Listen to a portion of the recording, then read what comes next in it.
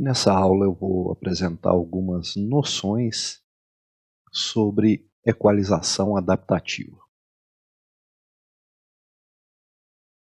Basicamente, o que nós vamos fazer nessa aula é resolver, de certa forma, o exercício 6 do capítulo 6 do nosso livro-texto, que propõe que essa estrutura que está mostrada aí na figura 6.17 seja explicada tomando por base, por exemplo, essa referência colocada aí.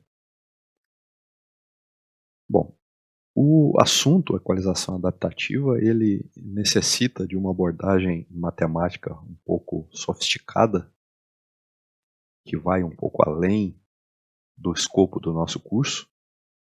Então, o que eu pretendo fazer nessa aula de hoje é, como eu disse no início, apresentar apenas uma noção sobre o funcionamento desse processo de equalização adaptativa, usando como exemplo ou como estudo de caso a equalização usando o algoritmo de adaptação LMS.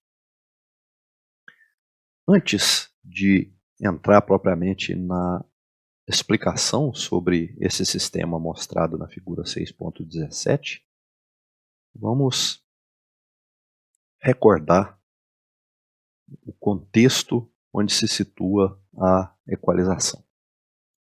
Então, aqui nessa figura eu tenho, que é a figura 6.8 do nosso livro-texto, eu tenho o filtro de transmissão, tenho o canal, o ruído térmico, o filtro de recepção, e vamos supor que o filtro de transmissão e o filtro de recepção tenham sido projetados adequadamente para que não haja interferência intersimbólica, se o canal permitir, ou seja, se o canal não for distorsivo, sejam filtros do tipo raiz de cosseno elevado. No entanto, se o canal for um canal distorsivo, eu não tenho outra alternativa a não ser inserir no sistema a figura do equalizador. Então, o equalizador é um sistema linear adicional que está, como a figura ilustra, aqui inserido com o objetivo de reverter o efeito de distorção produzido pelo canal por meio de uma resposta em frequência que é o inverso da resposta em frequência do canal. Na prática, a gente pode imaginar qual é o grau de dificuldade de implementar esse equalizador, porque nós precisamos conhecer a resposta em frequência do canal para que ele seja implementado.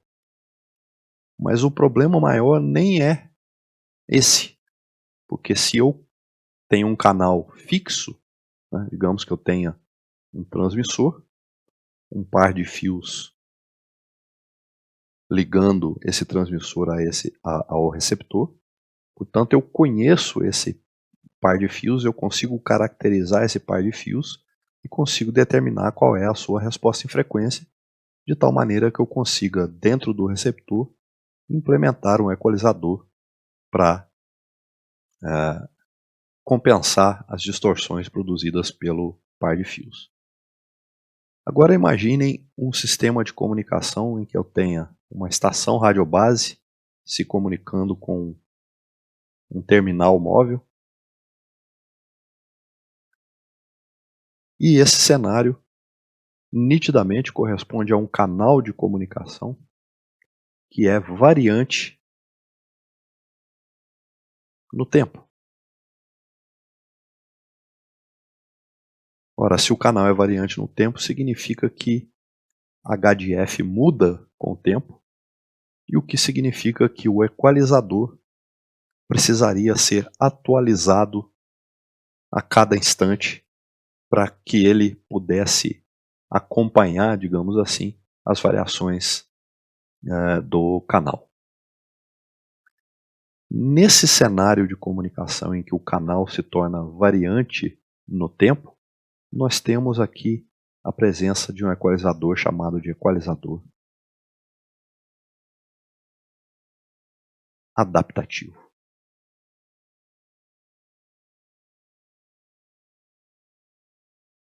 O nome já diz quase tudo, né? Ou seja, a ideia aqui é que o equalizador se adapte às variações do canal. Ou, mais especificamente, a ideia aqui é que o equalizador tenha uma resposta em frequência que varie acompanhando as variações do canal, de tal forma que a associação em série do canal com o equalizador leve a um sistema livre de distorção, situação em que o filtro de transmissão e recepção, se forem do tipo raiz de cosseno elevado ou qualquer outra resposta que produza interferência intersimbólica nula, esse sistema então vai se tornar livre dessa interferência intersimbólica.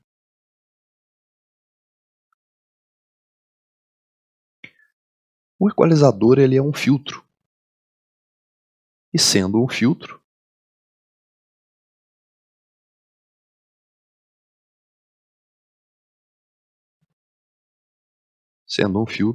ele é caracterizado por uma resposta ao impulso. Então, se eu aplicar aqui na entrada um impulso delta de t, eu tenho na saída a resposta ao impulso, vamos chamar de C E de t.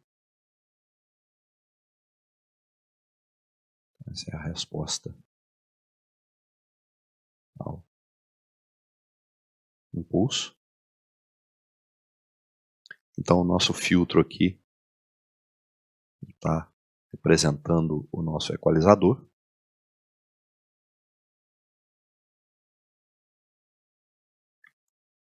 E aí eu tenho a seguinte situação. Vamos supor que a resposta ao impulso CE de t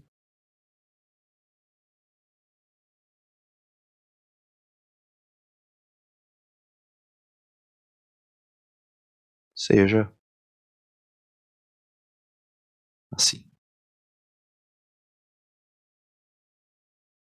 Continue indefinidamente aqui no domínio do tempo. É claro que eu posso projetar um equalizador que tenha essa resposta ao impulso. E é claro, se eu estou supondo que é essa a resposta ao impulso do equalizador, significa que eu já conheço a resposta ao impulso do canal, e essa resposta ao impulso do equalizador está equalizando, está compensando, está desfazendo as distorções produzidas pelo canal. Eu posso implementar esse equalizador por meio de um sistema ou de um filtro analógico, mas eu posso implementar por meio de um filtro digital. E aqui a gente precisa entender o que seria um filtro digital específico que vai ser útil para que a gente entenda o funcionamento do equalizador, que é implementado da seguinte maneira.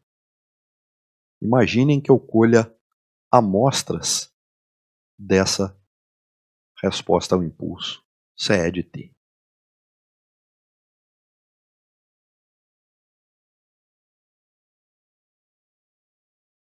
E assim por diante.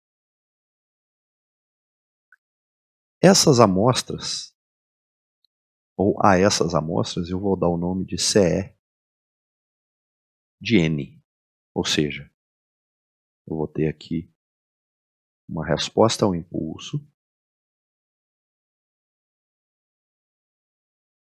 CE de N, onde N é o índice da amostra, e essa resposta ao impulso vou tentar reproduzir aqui mais ou menos o que a gente encontrou ali do lado. Mais ou menos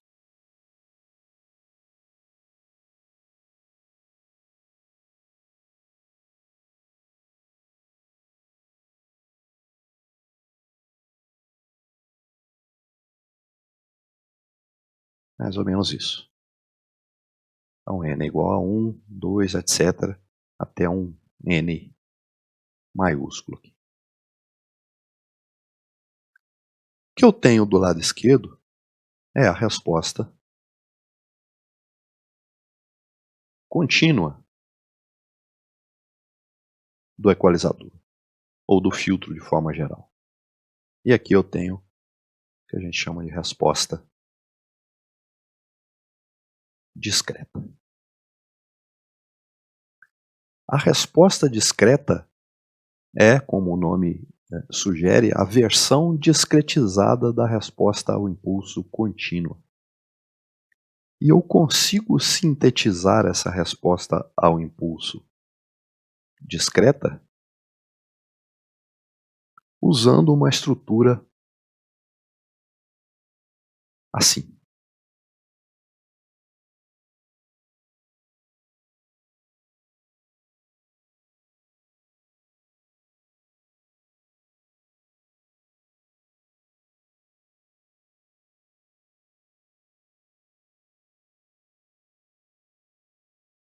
Então eu tenho uma entrada, a qual eu aplico o impulso que eu vou chamar de delta de n. Esse delta de n é conhecido como impulso unitário.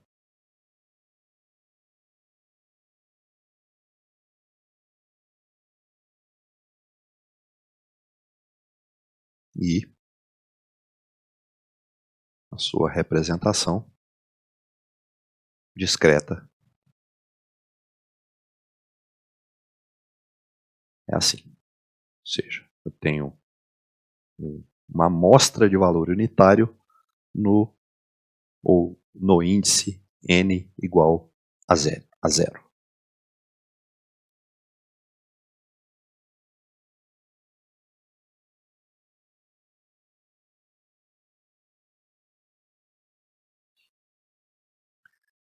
Então vamos supor que eu queira sintetizar uma resposta ao impulso CE de n, onde ou na qual esse atraso aqui vale genericamente tal. Então, eu vou colocar aqui tal, vários atrasos.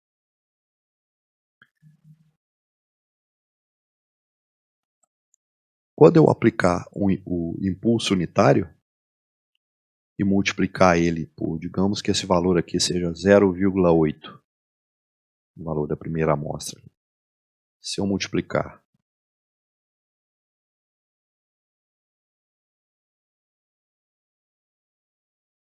por 0,8, vamos supor que essa aqui, o segundo valor aqui, seja 1,3.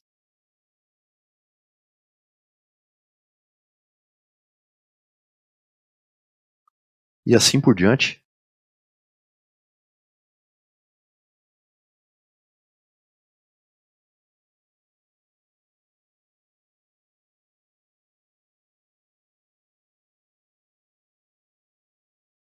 E somar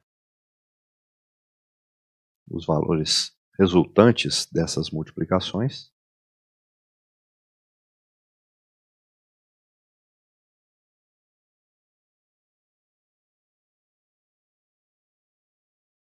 a saída será CE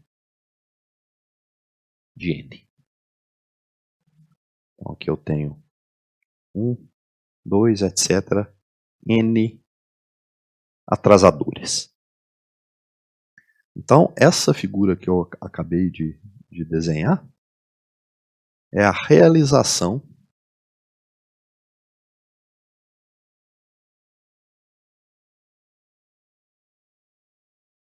da resposta ao impulso CE de n. E essa realização é chamada de linha de atrasos com derivações. Linha de atraso, eu tenho vários atrasadores e derivações extraídas a partir dessas linhas de atraso. que é o termo, ou que se refere ao termo em inglês Tapped Delay Line. Mas existe um nome mais adequado ao presente contexto, em que essa linha de atraso com derivações é chamada de filtro FIR, onde o FIR vem do termo em inglês Finite Impulse Response, ou seja, resposta ao impulso finita. Por que finita? Perceba que, embora a resposta ao impulso contínua, C é de T, coloquei aqui os 3 pontinhos, para indicar que ela continua indefinidamente ao longo do tempo, nós truncamos as amostras em N, ou seja, eu estou representando de forma aproximada, portanto, com uma segunda aproximação, um segundo nível de aproximação.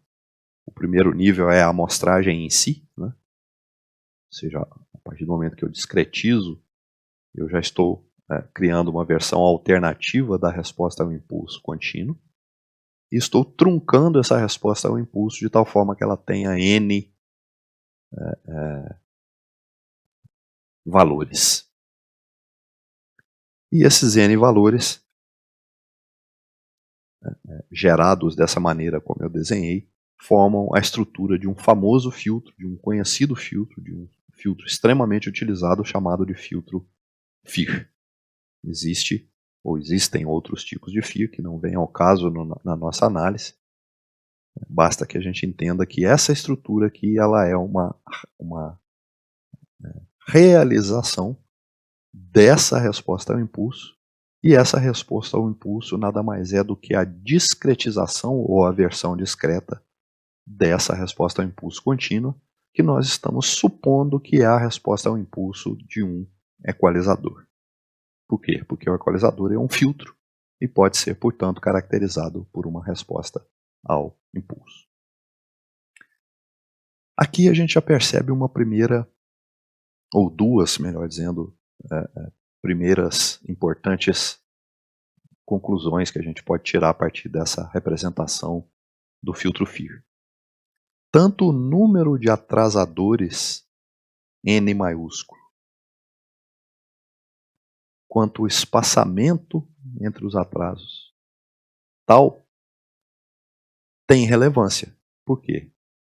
O número de atrasadores, que dá o comprimento da resposta ao impulso, então podemos dizer aqui que esse N é o comprimento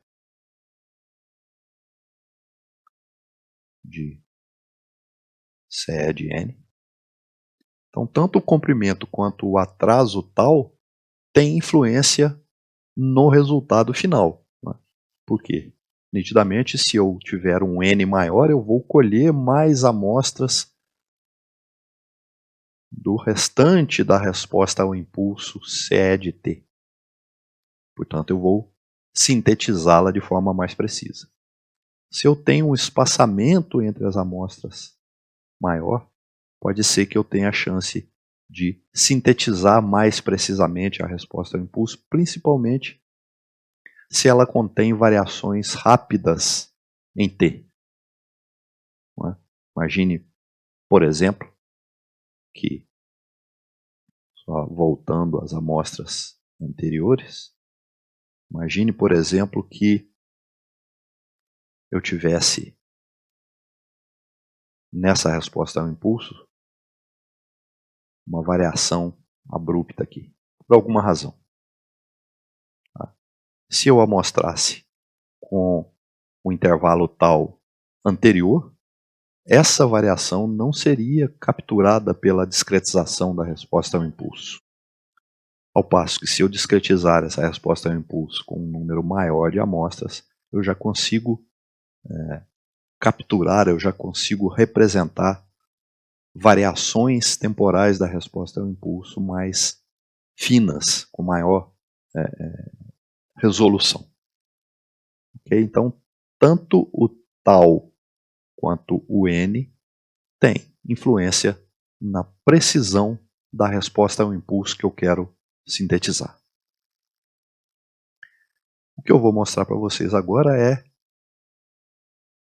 uma simulação que comprova que, de fato, essa estrutura do filtro FIR é, de fato, um filtro.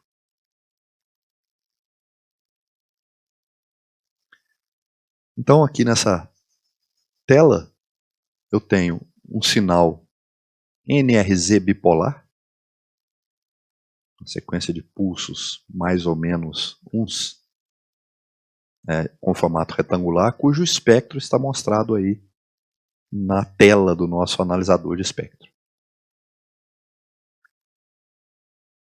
E esse espectro mostrado está sendo estimado por esse bloco que eu estou chamando de estimação das densidades espectrais de potência. Esse bloco, ele, apenas por curiosidade, ele utiliza transformada de Fourier para fazer a estimação do sinal no domínio da frequência, só que é uma transformada de Fourier computacionalmente mais eficiente do que a transformada de Fourier feita por uma integral. Aqui a transformada de Fourier é chamada de transformada rápida de Fourier, cuja sigla é FFT, do termo Fast Fourier Transform, transformada rápida de Fourier. Então esse bloco ele se baseia na transformada rápida de Fourier para estimar a densidade espectral de potência de um sinal qualquer. Eu estou aplicando esse sinal NRZ bipolar a um filtro FIR. E esse filtro FIR, ele é, ou está, melhor dizendo, sendo construído exatamente seguindo a estrutura de linha de atrasos com derivações que eu acabei de mostrar para vocês. Então, veja que a entrada do primeiro atrasador está sendo multiplicada por um valor, o segundo atrasador por um outro valor e assim sucessivamente, e o resultado está sendo somado. Eu consigo configurar aqui esse atraso, que, como eu disse, governa ou tem influência, melhor dizendo, na precisão da síntese da resposta ao impulso que eu desejo. Nesse exemplo específico, eu tenho 4 atrasadores, ou seja, eu tenho n igual a 5, que é o comprimento da resposta ao impulso do nosso filtro FIR. E os valores que são multiplicados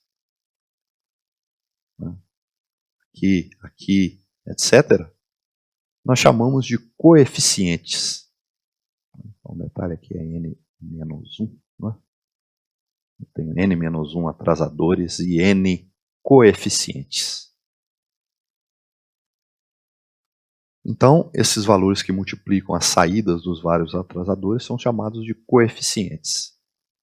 E esses coeficientes estão sendo gerados, os valores desses coeficientes estão sendo gerados aqui por esses blocos que são sliders. Né? Eu consigo mexer no valor gerado aqui por esses bloquinhos. Tá?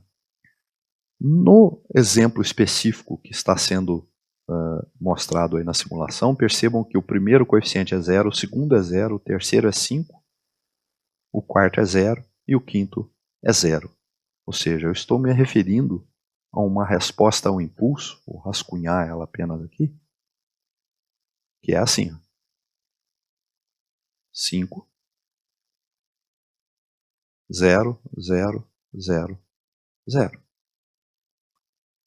Ou seja, eu tenho literalmente uma resposta ao impulso como essa que eu desenhei anteriormente, ou seja, uma resposta ao impulso que é igual a um impulso unitário é equivalente a uma resposta ao impulso igual a um impulso delta de t. Ou seja, isso aqui é equivalente a delta de t. Isso aqui é delta de n.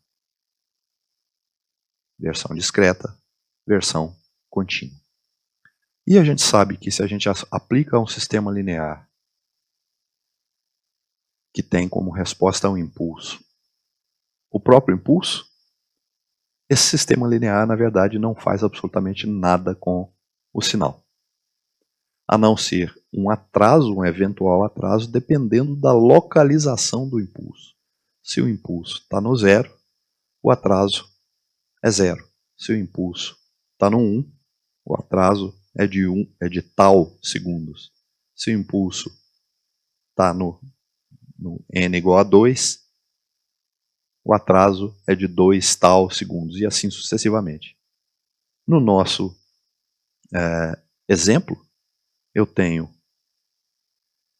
delta de 0 igual a 0, delta de 1 igual a 1, delta de 2 igual a 5, delta de 3 igual a 0 e delta de 4 igual a 0.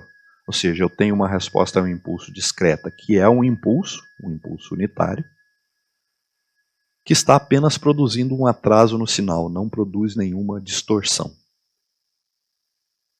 Voltando à simulação, eu percebo isso olhando para o espectro do sinal, que embora vocês talvez não tenham percebido, mas dá para ver que eu tenho uma densidade espectral de potência em vermelho e outra em azul, que está sobreposta à densidade em vermelho.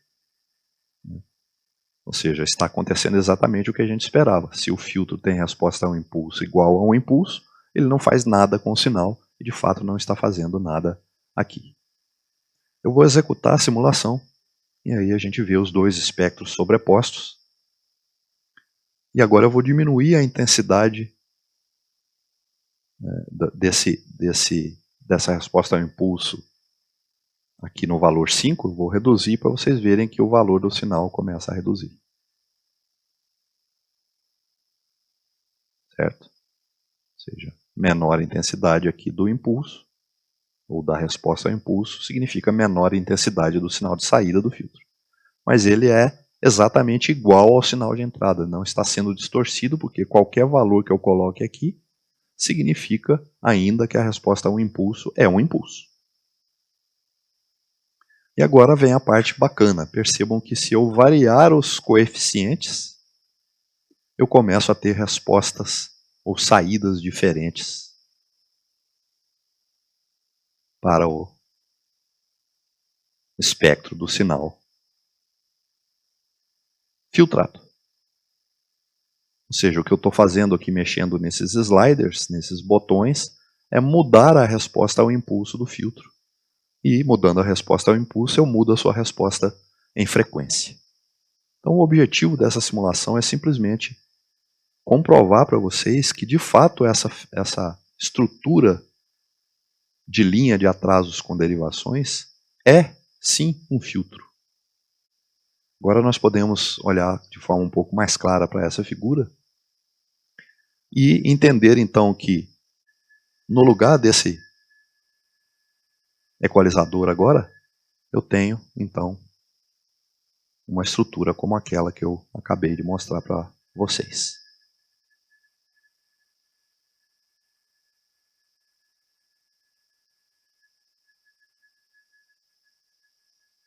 Apenas rascunhando aqui para vocês lembrarem. Ou seja, o nosso equalizador aqui é um filtro FIR. E a parte mais bacana da história é, esse filtro FIR tem coeficientes que são ajustados automaticamente em função das variações do canal. E com isso a gente consegue voltar agora ao nosso livro-texto e entender, pelo menos de forma um pouco mais precisa, a construção dessa figura 6.17.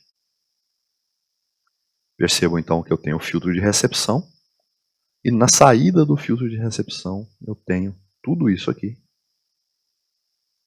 E tudo isso é o nosso equalizador, onde nosso equalizador adaptativo, onde essa parte é a parte do filtro em si, do filtro FIR, e os coeficientes do filtro, ou seja, os valores que vão determinar a resposta ao impulso desse filtro, vem de um bloco que utiliza um algoritmo chamado de algoritmo de adaptação, e esse algoritmo de adaptação opera sobre um sinal de erro. Esse sinal de erro, ele é formado pela diferença entre uma sequência chamada de sequência de treinamento e a saída do equalizador. Esse ponto aqui é a saída do equalizador. Então, a saída do equalizador menos a sequência de treinamento, ou vice-versa, gera o sinal que nós estamos chamando de sinal de erro. Agora, quem é essa sequência de treinamento? A ideia é a seguinte. Imaginem que eu represente a minha sequência de bits ou de símbolos transmitidos por um contínuo aqui. Então, aqui dentro eu tenho valores pertencentes a mais ou menos 1, por exemplo, para representar um 2 PAM, por exemplo. E o que eu faço nessa sequência de pulsos é, de tempos em tempos, inserir pulsos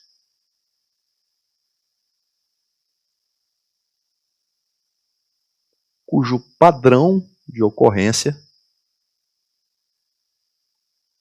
seja sempre o mesmo. Ou seja, os pulsos presentes nesses intervalos aqui,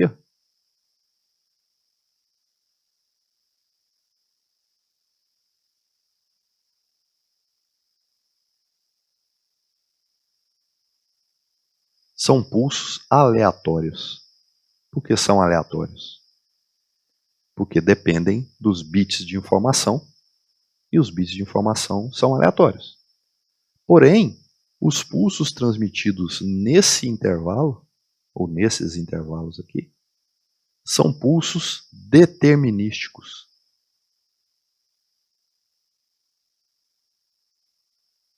E a esses pulsos determinísticos a gente dá o nome de sequência de treinamento.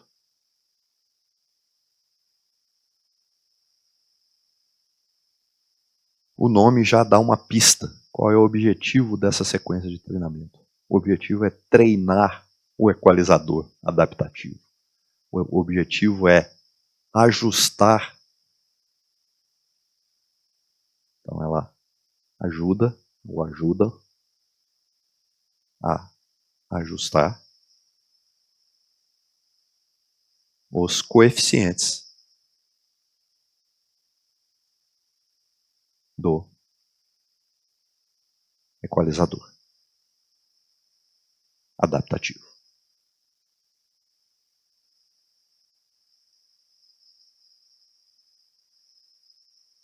Então, de tempos em tempos, né, a ideia é essa, de tempos em tempos eu transmito pulsos que são conhecidos. Né? E, portanto, se eles são conhecidos, se eles são determinísticos, eu consigo reproduzi-los no receptor. E aí vem a sacada bacana. Né? Ou seja, o que eu tenho aqui é uma sequência de treinamento conhecida, gerada no receptor, que é igual à sequência que está sendo recebida aqui na entrada do filtro de recepção. Obviamente, essa sequência recebida está contaminada com ruído, com distorções produzidas pelo canal. Né? E aí o equalizador vai ser ajustado de tal forma a produzir na sua saída, portanto nesse ponto, um sinal que seja tão parecido quanto possível da sequência de treinamento. Se, na melhor das hipóteses, o sinal de saída do equalizador for igual à sequência de treinamento, significa que esse erro é zero, e quando o erro for zero, significa que esses coeficientes do equalizador estão devidamente ajustados, ou seja, o equalizador está devidamente treinado. Tá? Infelizmente, a gente não consegue na prática zerar esse erro, né, por duas razões. Primeiro, porque eu tenho limitação nas possíveis respostas em frequência que esse filtro FIR pode sintetizar, né? Aquilo que eu comentei há alguns instantes, ou seja, tanto esse atraso ou esses atrasos quanto o número de coeficientes tem influência no funcionamento ou na eficiência ou na eficácia desse filtro FIR. Em resumo, esse filtro FIR não é ideal no sentido de poder reverter completamente qualquer distorção produzida pelo canal. Por quê? Porque ele não consegue sintetizar qualquer resposta em frequência. E por conta disso, ele vai gerar na sua saída uma sequência que não é exatamente igual à sequência de treinamento. Portanto, já existe um erro aqui que não é nulo por conta da imperfeição da própria estrutura de filtro FIR usada no equalizador. Se eu quiser melhorar isso, é claro, eu preciso lançar mão de mais coeficientes e isso vai tornando o equalizador cada vez mais complexo. E além de mais complexo, mais lento. Por que mais lento? Porque quanto mais atrasos eu inserir no meu sistema, mais atraso o equalizador vai produzir. O erro entre a sequência de treinamento e a sequência de saída do equalizador também pode não ser nulo por conta do ruído presente no sinal recebido. Okay? Então, nós podemos dizer que o objetivo do equalizador será ajustar os coeficientes de tal forma a minimizar esse erro. E quem faz isso é o algoritmo de adaptação. Então, o algoritmo de adaptação, ele é um algoritmo que busca minimizar, ou seja, ele minimiza o erro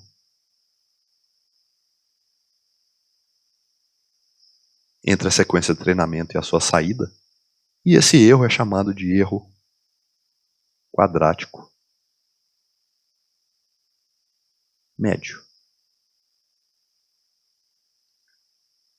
O que é um erro quadrático médio? Se eu tenho um sinal de treinamento, vamos chamar de T, uma amostra TI de treinamento, menos uma amostra SI de saída do equalizador. Portanto, isso aqui é um erro. TI menos SI é um erro. Se eu elevar ao quadrado esse erro, eu tenho chamado erro quadrático. Se eu somar, né, quantos erros eu queira aqui, e dividir pelo número de valores somados, isso é o chamado erro quadrático médio. Então, o erro médio quadrático, ou erro quadrático médio, nada mais é do que uma medida do grau de similaridade entre as amostras de saída do equalizador e as amostras geradas aqui pela sequência de treinamento. Então, o algoritmo de adaptação ajusta os coeficientes de tal forma que esse erro vai progressivamente sendo reduzido. E quando ele chegar num patamar aceitável, a gente admite que o equalizador está treinado e, portanto, eu posso começar a transmitir os bits de informação de fato. E aí eu tenho então dois modos de funcionamento do equalizador. Nesse intervalo eu tenho treinamento e nos demais intervalos eu tenho o modo de funcionamento de decisão direcionada ou dirigida. O termo em inglês é Decision Directed. Nesse modo de funcionamento, o que se faz? Essa chave, ela é comutada, ou seja, eu não mais utilizo a sequência de treinamento e passo a chave para cá. E essa chave agora vai começar a formar, ou melhor, vai fazer com que o erro seja gerado entre a saída do equalizador e a saída após um processo de decisão. O que significa isso? Vamos supor que a saída do equalizador seja assim.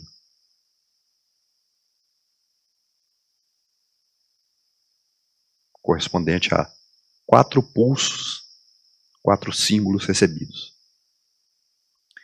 Vamos supor que a sinalização em questão seja uma sinalização binária.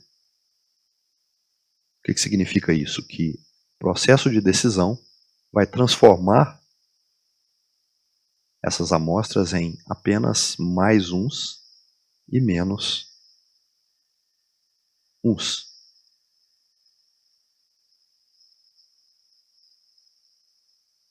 Então aqui eu tinha valores variados, e esses valores variados, aqui nesse ponto, são transformados em mais uns e menos um, ou seja, de que maneira é isso? Se for maior do que zero, mais um. Maior do que zero, mais um. Menor do que zero, menos um. Maior do que zero, mais um. E aqui eu subtraio um do outro e formo o erro. Então o erro é entre a saída equalizada e a saída equalizada após um processo de decisão. Perceba que se a saída equalizada for perfeita, no seguinte sentido, se eu não tiver nem a influência do ruído, nem a influência de interferência intersimbólica, lembrando que o efeito tanto da interferência intersimbólica quanto do ruído é o de alteração nos valores das amostras. Se eu não tiver nem ruído nem interferência intersimbólica, essas amostras aqui vão ter valores mais ou menos 1, e a saída do dispositivo de decisão vai ser também mais ou menos 1, e o erro é 0. E o equalizador, portanto, vai estar perfeitamente ajustado. E aí, se o canal se modificar entre um intervalo de treinamento e outro,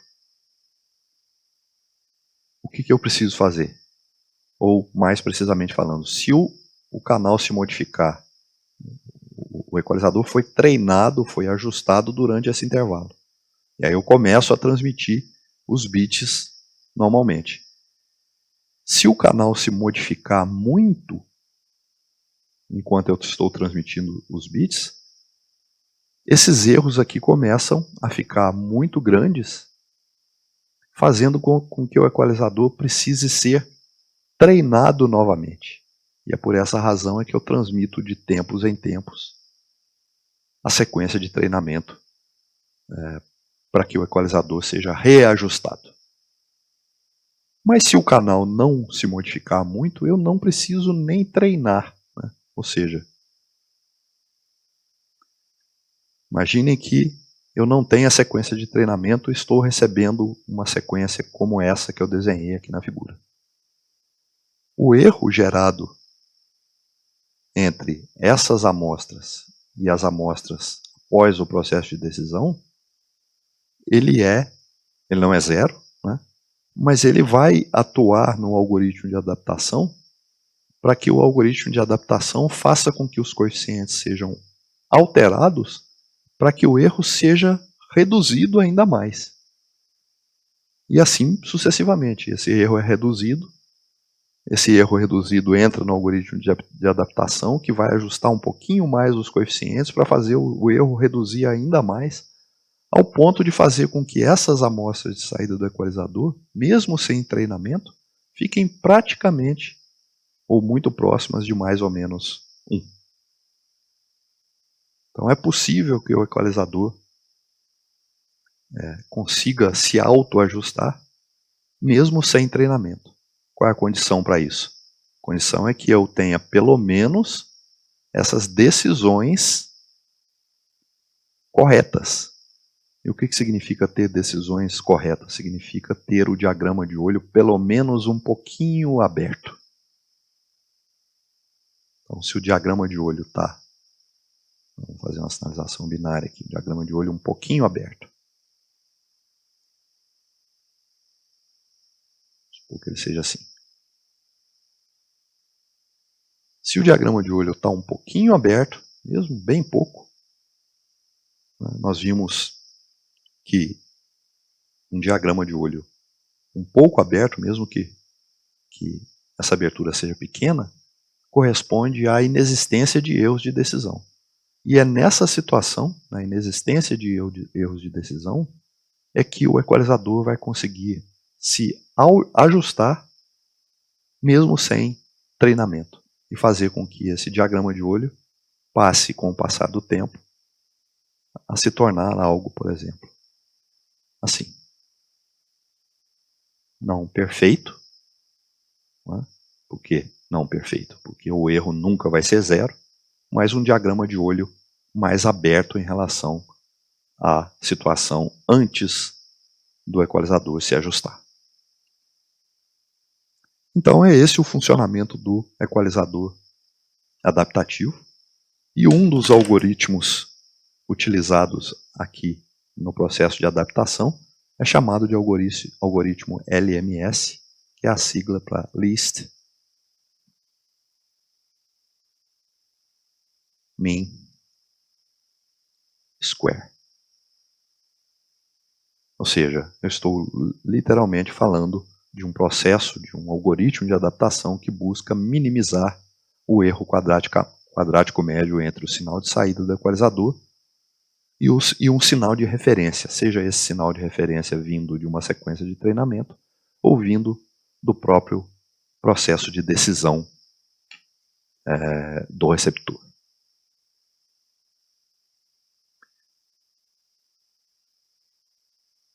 Aqui nessa simulação eu tenho um exemplo de uma equalização LMS em funcionamento. Vamos entender primeiro o diagrama. Eu tenho um gerador de um sinal 4PAM, passando por um sistema que está representando o filtro de transmissão, o canal e o filtro de recepção. E esse sistema ele foi feito na simulação de tal forma a produzir interferência intersimbólica. Portanto, nós vamos ver aqui nesse diagrama um diagrama de olho, né, nesse plot, melhor dizendo, um diagrama de olho bastante fechado, mas não completamente fechado. Por que não completamente fechado? Porque esse equalizador que está aqui embaixo, ele está funcionando sem treinamento. O que eu tenho aqui nesse equalizador? Veja bem, ele é um equalizador de 5 derivações, como está escrito aí.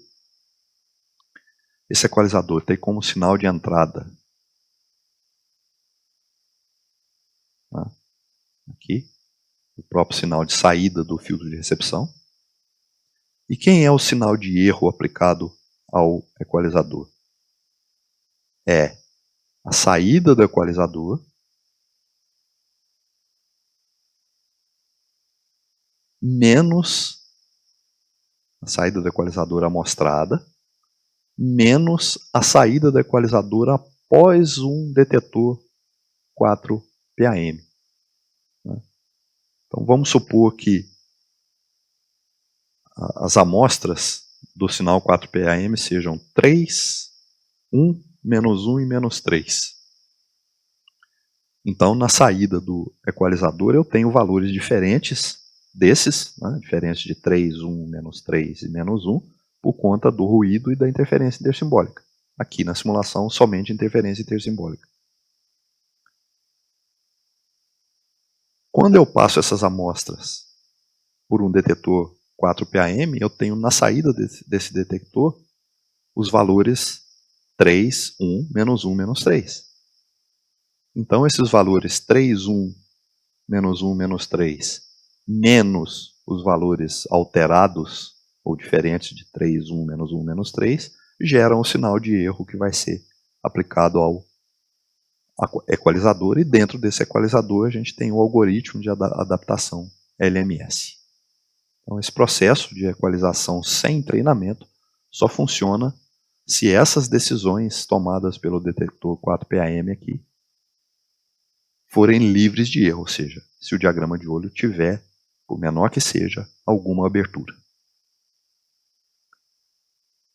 O que mais que eu tenho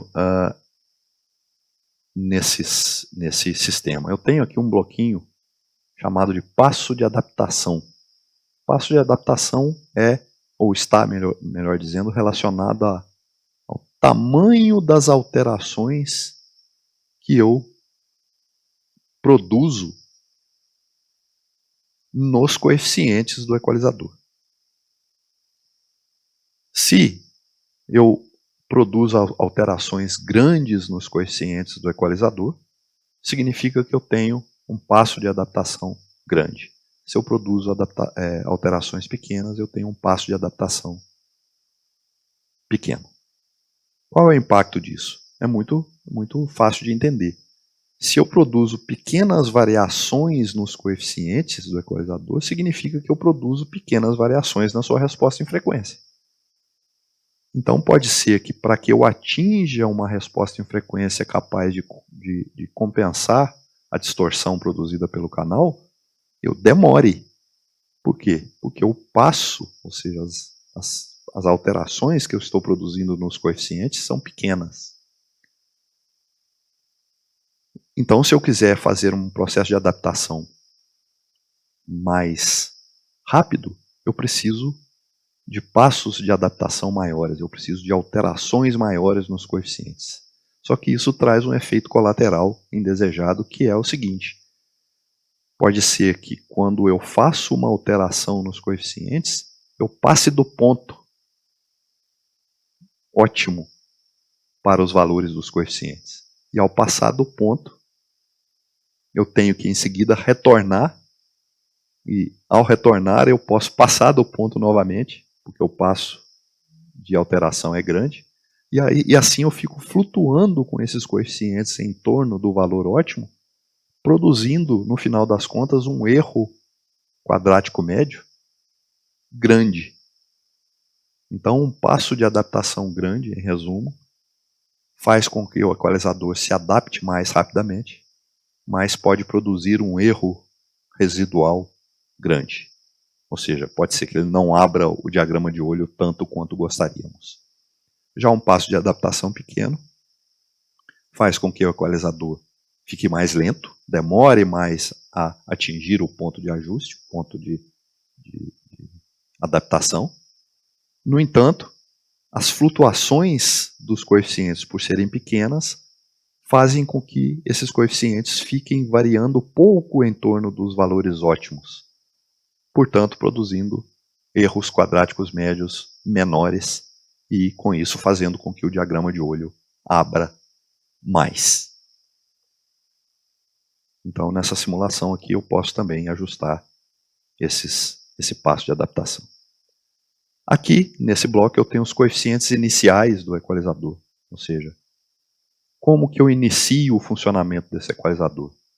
Posso começar com todo mundo 0, ou posso começar com a seguinte situação: 0 no W0, 0 no W1, 1 no W2 e 0 nos demais, por exemplo. Ou seja, fazendo com que o equalizador não produza nenhuma distorção ou nenhuma filtragem, de tal forma que, se o canal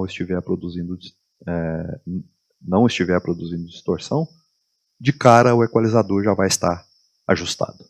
Porque se eu não tenho distorção no canal, eu não preciso de equalização. Não precisar de equalização significa ter uma resposta ao impulso do equalizador igual a um impulso unitário em qualquer uma das posições W0, W1, etc. até Wn.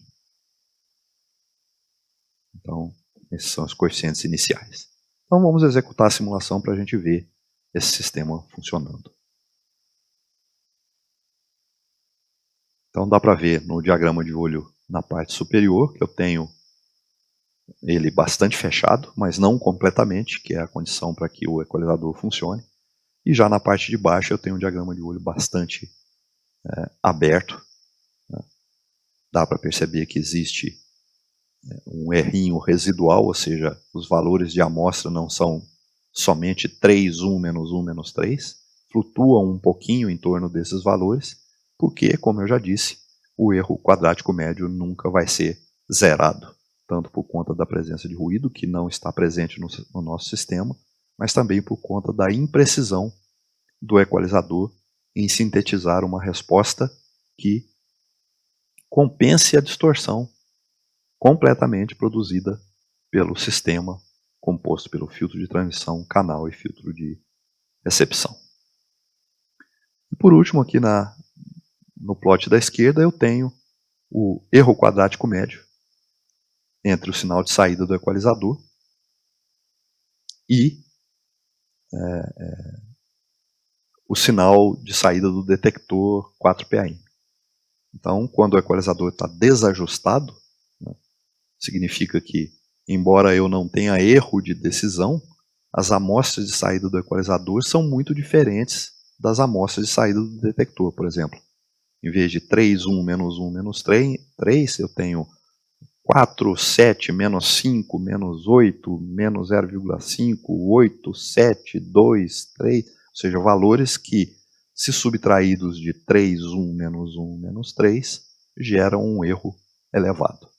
E conforme o tempo passa, o erro quadrático vai diminuindo. E essa linha azul, ela está mostrando o ponto, ou o valor, melhor dizendo, do erro quadrático médio, a partir do qual o diagrama de olho resultante está sendo plotado. Em outras palavras, este diagrama de olho está sendo plotado quando o erro quadrático médio entre a saída do equalizador e a saída do detector 4PAM for menor do que 0,1. E apenas para ilustrar aqui um passo de adaptação menor, nós vamos perceber aqui que o erro quadrático médio vai cair, mas vai cair mais lentamente. Ou seja, ele vai atingir o valor 0,1 um pouco mais tarde.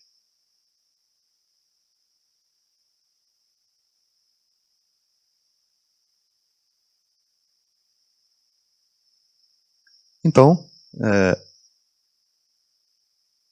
essa foi a ideia dessa aula, né, de passar para vocês apenas uma noção sobre a equalização adaptativa.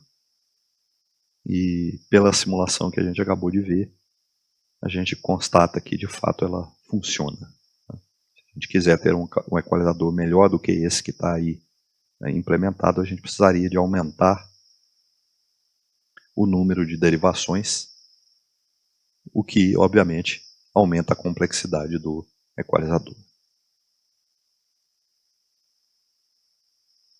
E assim, ou com isso, melhor dizendo, a gente termina o conteúdo da nossa disciplina.